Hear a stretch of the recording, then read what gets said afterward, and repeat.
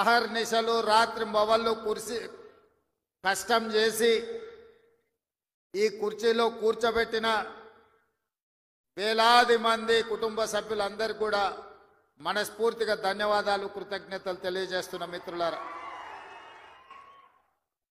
ఆనాడు పాదయాత్ర సందర్భంగా సమ్మక్క సారలమ్మ ఆశీర్వాదం తీసుకొని మొదటి అడుగు వేసిన రోజే ఈ అడుగు కేసీఆర్ గడీలను కూల్చే వరకు ఆగదు, అందులో వేలాది మంది కాంగ్రెస్ పార్టీ కార్యకర్తలు పాల్గొనాలని ఆ పాదయాత్రలో భాగంగా వేములవాడ రాజన్నను దర్శించుకొని సామాన్య ప్రజలను, తెలంగాణ ఉద్యమకారులను, అమరవీరుల కుటుంబాలను, తెలంగాణ ఆడబిడ్డలనే కాదు వేములవాడ రాజన్నను కూడా మోసం చేసిన చంద్రశేఖరరావు ప్రభుత్వాన్ని గద్దె దించాలి అని ఈ గడ్డ మీద నుంచి ఆ రోజు మనం మాట్లాడుకోవడం జరిగింది. ఆనాడు పిసిసి అధ్యక్షుడిగా మీ దగ్గరకు వచ్చినప్పుడే ఆ రోజు చెప్పిన ఇందిరమ్మ రాజ్యం ప్రజాప్రభుత్వం ఏర్పడుతుంది, రాజన్నకు సంబంధించిన అభివృద్ధి కార్యక్రమాలు, అదేవిధంగా వేములవాడ, సిరిసిల్ల, అదేవిధంగా చొప్పదండి నియోజకవర్గాల అభివృద్ధి కార్యక్రమాలు, ముఖ్యంగా 2 దశాబ్దాల నుంచి మిడ్ మానేరు ముంపు బాధితుల సమస్యను పరిష్కరించాలి. మీ వంట వార్పు కార్యక్రమంలో, మీ నిరసన కార్యక్రమంలో, మీరు చేస్తున్న పోరాటంలో చాలాసార్లు నన్ను ఆహ్వానించడం ద్వారా ఆనాడు మీ సమస్య నా దృష్టికి తీసుకొస్తే మనకు అవకాశం వచ్చినప్పుడు ఆ సమస్యను పరిష్కరించాలి అని చెప్పి ఆనాడే మీకు మాట ఇవ్వడం జరిగింది. ఇవాళ అదే కాకుండా కలికోట సూరమ్మ ప్రాజెక్టు పాదయాత్ర సందర్భంగా ప్రాజెక్టు మొత్తం కలే తిరిగి ఖచ్చితంగా అధికారులకు వచ్చిన వెంబడే ఈ ప్రాజెక్టును పూర్తి చేసే బాధ్యత కాంగ్రెస్ ప్రభుత్వం తీసుకుంటుంది అని ఆనాడు ఈ ప్రాంత రైతాంగానికి చెప్పడం జరిగింది. ఆ రోజు పాదయాత్రలో పెద్దలు జీవన్ రెడ్డి గారు ఈ జిల్లా స్థితిగతులను, ఈ జిల్లాలో గత 40-50 సంవత్సరాల నుంచి చేసిన అభివృద్ధిని, ఈ ప్రాంతానికి ప్రాతినిధ్యం వహించిన ప్రజాప్రతినిధుల గురించి వారు తెలియజెప్పినప్పుడు ఈ కరీంనగర్ గడ్డకు పరిపాలన చాతుర్యమే కాదు పోరాటాల పౌరుషం ఉన్నదన్న సంగతి ఆ పాదయాత్రలో కూలంకషంగా తెలుసుకోవడం జరిగింది. కొండగట్టు హనుమంతుడి ఆశీర్వాదం తీసుకొని ఖచ్చితంగా ఈ జిల్లా అభివృద్ధి కార్యక్రమాలలో ఆనాడు శ్రీరామ్ సాగర్ నుంచి మొదలు పెడితే శ్రీపాద ఎల్లంపల్లి ప్రాజెక్టు వరకు ఈ ప్రాంతంలో కట్టిన ప్రాజెక్టులు కాంగ్రెస్ పార్టీనే, మిగిలిన వాటిని పూర్తి చేసేది కూడా కాంగ్రెస్ పార్టీనే అని ఆనాడు మీ అందరికీ ఆ రోజు చెప్పడం జరిగింది. ఈరోజు మళ్ళీ కాంగ్రెస్ అధికారంలోకి వచ్చి కాళేశ్వరం అసంపూర్తి ప్రాజెక్టులు కావచ్చు, అందులో ఉండే ప్యాకేజీలు కావచ్చు, కలికోట సూరమ్మ ప్రాజెక్టు కావచ్చు, సిరిసిల్లలో ఉన్న ప్యాకేజ్ 9 కావచ్చు, ఇట్లా చెప్పుకుంటూ వెళ్తే ఈ ప్రాంతంలో వాయిదాలు పడుతున్న సాగునీటి ప్రాజెక్టులను పూర్తి చేయడానికి మీ జిల్లా ఇన్ఛార్జ్ మినిస్టర్ పెద్దలు ఉత్తమ్ కుమార్ రెడ్డి గారు నిరంతరం సమీక్షిస్తూ, అధికారులను సమన్వయం చేస్తూ, ప్రజాప్రతినిధులతో సమాచారం తెప్పించుకుంటూ ఈ జిల్లా మీద ప్రత్యేకమైన శ్రద్ధ కనబరుస్తున్నారు. వారు సాగునీటి పారుదల శాఖ మంత్రి కాదు, వారు ఈరోజు కరీంనగర్ ఉమ్మడి జిల్లాకు వారు ఇన్ఛార్జ్ మంత్రివర్యులు.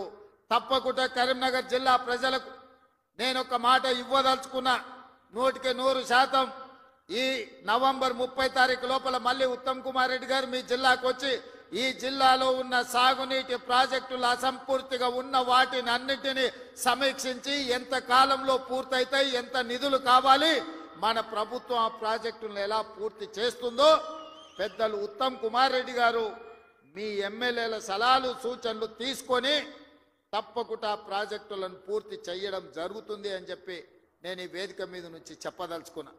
అదేవిధంగా మిత్రులారా, కరీంనగర్ జిల్లా గురించి నేను కొత్తగా చెప్పాల్సిన పని లేదు.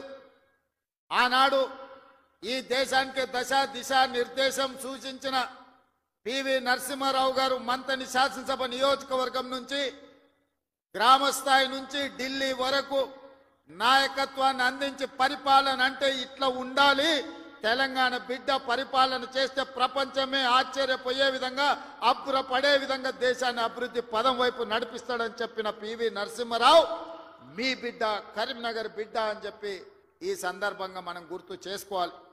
వారే కాదు, పెద్దలు చొక్కారావు గారు కావచ్చు, సత్యనారాయణరావు గారు కావచ్చు, ఇలా చెప్పుకుంటూ వెళ్తే ఈ కరీంనగర్ జిల్లా నాయకత్వాన్ని అందించిన జిల్లా.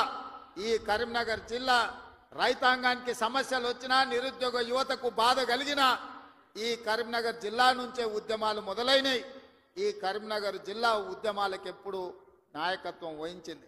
సిరిసిల్ల, జగిత్యాల రైతాంగ పోరాటాలు ఈ రాష్ట్రం, ఈ ప్రజలు ఎప్పుడు మర్చిపోలే. రైతుల సమస్య వచ్చినప్పుడు ఈ ప్రాంతంలో రైతాంగ పోరాటాలను మనం కళ్ళతో చూసినాం. అదే కాదు, తెలంగాణ రాష్ట్రం కావాలి, తెలంగాణ రాష్ట్రం కళ నెరవేరాలి అని ఈ ప్రాంతంలో లేచిన ఉవ్వెత్తున ఉద్యమాన్ని ఆనాడు 2004 సంవత్సరంలో శ్రీమతి సోనియా గాంధీ గారు ఇదే కరీంనగర్ గడ్డ మీద నుంచి మీకు మాట ఇచ్చిండ్రు. మీ మనసులో ఉన్న కోరిక, ఈ తెలంగాణ ప్రజల ఆకాంక్ష నాకు తెలుసు, తప్పకుండా నెరవేరుతుంది అని చెప్పి శ్రీమతి సోనియా గాంధీ గారు ఈ కరీంనగర్ గడ్డ మీద నుంచే 4 కోట్ల ప్రజలకు మాట ఇవ్వడం జరిగింది. ఆ తర్వాత జరిగిన పరిణామాలు నేను చెప్పేదానికంటే మీ పార్లమెంట్ సభ్యుడు పొన్నం ప్రభాకర్ గారు ఆ రోజు పార్లమెంటులో పెప్పర్ స్ప్రేలను అడ్డుకొని తెలంగాణ బిల్లును ఆమోదింపజేయడంలో పెద్దలు జైపాల్ రెడ్డి గారి నుంచి మొదలు పెడితే మన పార్లమెంట్ సభ్యులందరూ పట్టుదలతోని వీరోచితంగా లోక్సభలో కొట్లాడితే తెలంగాణ రాష్ట్ర బిల్లు ఆమోదం అయ్యింది. తెలంగాణ రాష్ట్ర బిల్లు ఆమోదం ఆశామాసిగా జరగలే, అల్లాటప్పగా ఎవరో ఇవ్వలే. శ్రీమతి సోనియా గాంధీ గారు ఆంధ్రప్రదేశ్లో 155 అసెంబ్లీలు, 25 పార్లమెంట్లు ఉన్న పార్టీ శాశ్వతంగా నష్టపోయినా, కేంద్రంలో అధికారం కోల్పోతుందని తెలిసిన 4 కోట్ల తెలంగాణ ప్రజల కోరిక నెరవేరాలి, కరీంనగర్ గడ్డ మీద నుంచి ప్రజలకిచ్చిన మాట నెరవేర్చాలి అని వారు ఇచ్చిన మాటకు కట్టుబడి ఇవాళ తెలంగాణ రాష్ట్రం ఇచ్చింది. కాబట్టి మనందరం గర్వంగా తలెత్తుకొని నాది తెలంగాణ రాష్ట్రం, ఈ తెలంగాణ రాష్ట్రంలో ఇందిరమ్మ రాజ్యం, ప్రజా ప్రభుత్వం ఉన్నదని ఇవాళ మనం గొప్పగా గర్వంగా చెప్పుకునే పరిస్థితులు ఈ రోజు మనకు వచ్చినాయంటే శ్రీమతి సోనియా గాంధీ గారు కరీంనగర్ గడ్డ మీద నుంచి ఇచ్చిన మాట అన్న సంగతి నేను మీకు గుర్తు చెయ్యదలుచుకున్నా. అందుకే మిత్రులారా, కాంగ్రెస్ పార్టీ ఏదైనా మాట ఇస్తే ఆ మాట కోసం ఎంత దూరమైనా పోతుంది, ఆ ప్రజల ఆకాంక్ష నెరవేర్చడానికి ఎంత త్యాగానికైనా సిద్ధమవుతుందన్న సంగతి 2004లో సోనియమ్మ ఇచ్చిన మాటను చూసిన ఎవరికైనా అర్థమవుతుంది. ఈ ప్రాంతం నుంచి ఒక్కసారి ఎంపీగా మీరు పొన్నం ప్రభాకర్ను గెలిపిస్తే తెలంగాణ రాష్ట్రాన్ని సాధించండి. మరి నేను ఇక్కడికి వచ్చిన ప్రజల్ని ఈ వేదిక మీద నుంచి, కరీంనగర్ ఉమ్మడి జిల్లా ప్రజల్ని నేను అడుగుతున్నా. బండి సంజయ్ గారిని 2 సార్లు పార్లమెంటుకు పంపిస్తే ఆయన మంత్రి అయింది, కానీ ఈ కరీంనగర్ జిల్లాకు నరేంద్ర మోడీ నుంచి చిల్లి గవ్వైనా తెచ్చిండా? ఈ కరీంనగర్ అభివృద్ధి కోసం వారు ఎప్పుడైనా పార్లమెంట్లో మాట్లాడిండా? మీరు ఆలోచన చెయ్యండి. అంతకంటే ముందు 3 సార్లు టీఆర్ఎస్ వాళ్ళని గెలిపించారు. వాళ్ళు గుండు సున్ననే ఈ కరీంనగర్ జిల్లాకి ఇచ్చింది. నిజంగానే వినోద్ కుమార్ గారు, చంద్రశేఖర్ రావు గారు వీళ్ళందరూ ఈ ప్రాంతానికి నీళ్లు తెచ్చినుంటే, నిధులు ఈ ప్రాంతంలో ఖర్చు పెట్టినుంటే ఈ కలికోట సూరమ్మ ప్రాజెక్టు పెండింగ్ ఎందుకుంటుండే? సిరిసిల్ల నియోజకవర్గంలో ప్యాకేజీ 9 పడావు ఎందుకు పడుతుండే? ఈ దేవుడు రాజన్న కోడె దూడలను ఇచ్చి కోరికలు నెరవేర్చే రాజన్న మందిరం 10 సంవత్సరాలు పడావు పడ్డట్టుగా ఎందుకు ఉంటుండే అని నేను ఈ మిత్రులను అడుగుతున్నా. దాదాపుగా ఈ 10 సంవత్సరాలలో చంద్రశేఖర్ రావు గారు 20 లక్షల కోట్ల రూపాయల బడ్జెట్ ఖర్చు పెట్టిండు. తెలంగాణ రాష్ట్రాన్ని 7 లక్షల కోట్ల రూపాయల్లో అప్పుల ఊబిలో ముంచిండు. 7 లక్షల కోట్ల రూపాయల అప్పు తెచ్చిన చంద్రశేఖర్ రావు 10 సంవత్సరాలలో 20 లక్షల కోట్ల రూపాయలు ఖర్చు పెట్టిన చంద్రశేఖర్ రావు 100 కోట్లతోని రాజన్న దేవాలయాన్ని పూర్తి చేయలేకపోయిందా? ప్యాకేజీ నెంబర్ 9 సిరిసిల్లలో ఎందుకు పడావు పడ్డది? కలికోట సూరమ్మ ప్రాజెక్ట్ ఎందుకు పూర్తి కాలేదో మీరు ఒక్కసారి ఆలోచన చేయండి. ఇవాళ మీ రోడ్లు వెడల్పు విషయంలో కానీ, మీరు ఆనాడు ఎమ్మెల్యేగా ఎన్నుకున్న ఆయన 3 సార్లు గెలిచినట్టున్నాడు. ఆయనను గవ్వాలంటే మీరు జర్మనీకి పోవాల్సిన పరిస్థితి ఉండే. కానీ ఇవాళ ఆది శ్రీనివాస్ మీరు పోవాల్సిన పని లేదు. మీ గల్లీకో, మీ తండాకో, మీ ఊరికో రోజు దయ్యం పట్టినట్టే తిరుగుతుండే ఆది శ్రీనివాస్. ఆయనకు పట్నం ఆడుందో తెలియదు అసెంబ్లీ ఉన్నప్పుడు. పట్నం వచ్చిందంటే పైగో ఇన్ని కాగితాలు పట్టుకొని వస్తాడు నా దగ్గరికి. మీ ఎమ్మెల్యేని చూస్తేనే నాకు భయం అవుతుంది, మళ్ళీ ఏం తెచ్చి కాగితం చేతిలో పెడతాడో, మళ్ళీ ఏం అడుగుతాడో అని. కానీ ఏదైనా ఎన్నడూ ఆయన ఏ పైరవికి రాలే, ఏ పని అడగలే, ఏ కాంట్రాక్ట్ అడగలే, ఏ బదిలీ అడగలే. ఈ వేములవాడ నియోజకవర్గానికి దాదాపుగా 35 ఏళ్ల నుంచి వివిధ హోదాలలో నేను పనిచేసినా, ఇండిపెండెంట్గా నిలబడ్డా, పార్టీ నుంచి నిలబడ్డా, నన్ను ఆశీర్వదించి హక్కుని చేర్చుకొని నన్ను గుండెల్లో పెట్టి చూసుకున్నారు. నాకు ఒక అవకాశం వచ్చింది, నా జన్మ ధన్యమైతుంది. పనులు చేస్తే మీరు సహకరించాలి.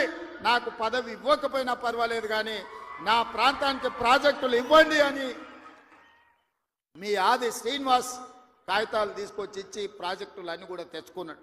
నాకు కూడా ప్రజల కోసం, ప్రాంత అభివృద్ధి కోసం అడిగే ఎమ్మెల్యేలన్నా, ప్రజాప్రతినిధులన్నా నాకు కూడా చాలా ఇష్టం. సిరిసిల్లలో అన్ని పనులు చెయ్యాలనుకున్నా, అంతా సవ్యంగా జరిగింది. కానీ సిరిసిల్లలో తప్పిదం జరగడం వల్ల ఈరోజు సిరిసిల్లలో కేకే మహేందర్ రెడ్డి మనకి ఎమ్మెల్యే కాలేదు. కానీ సిరిసిల్ల ప్రాంతాన్ని నిర్లక్ష్యం చేయదలుచుకోలే. సిరిసిల్ల ప్రాంతాన్ని అభివృద్ధి చేస్తాం, అందుకే మెడికల్ కాలేజ్ మంజూరు చేసినాం.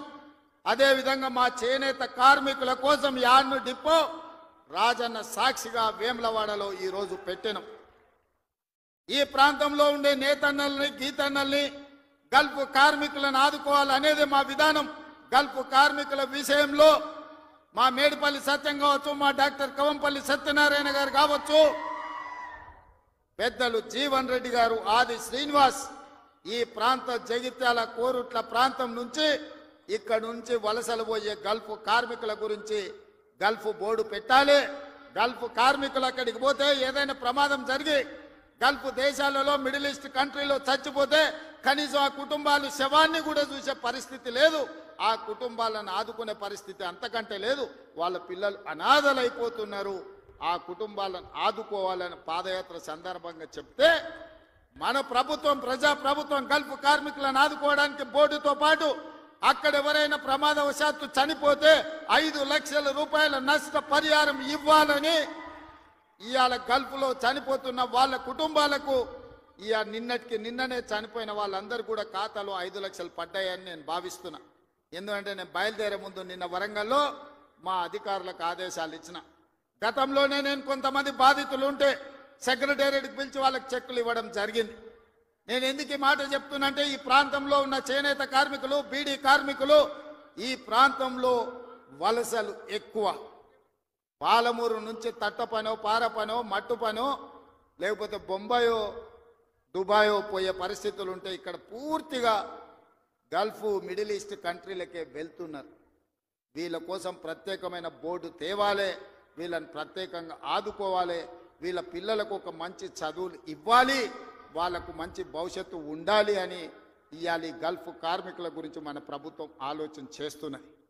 తప్పకుండా తొందరలోనే, ఇప్పుడు 11వ నెలలు ఉన్నాం, 10 నెలల్లో 4 నెలలు పార్లమెంట్ ఎన్నికలకే పోయినాయి. మీకు తెలుసు, మనం సరిగ్గా పరిపాలన చేసింది వచ్చిన కొత్తలో కొత్త సంసారమే 2-3 నెలలు. ఆ తర్వాత 4 నెలలు పార్లమెంట్ ఎన్నికల్లోనే పోయినాయి. 7 నెలలు తీస్తే సరిగ్గా కుదురుగా కుర్చీలో కూర్చొని సచివాలయానికి పోయి అధికారులతో మాట్లాడి పరిపాలనపరమైన నిర్ణయాలు తీసుకున్నారు.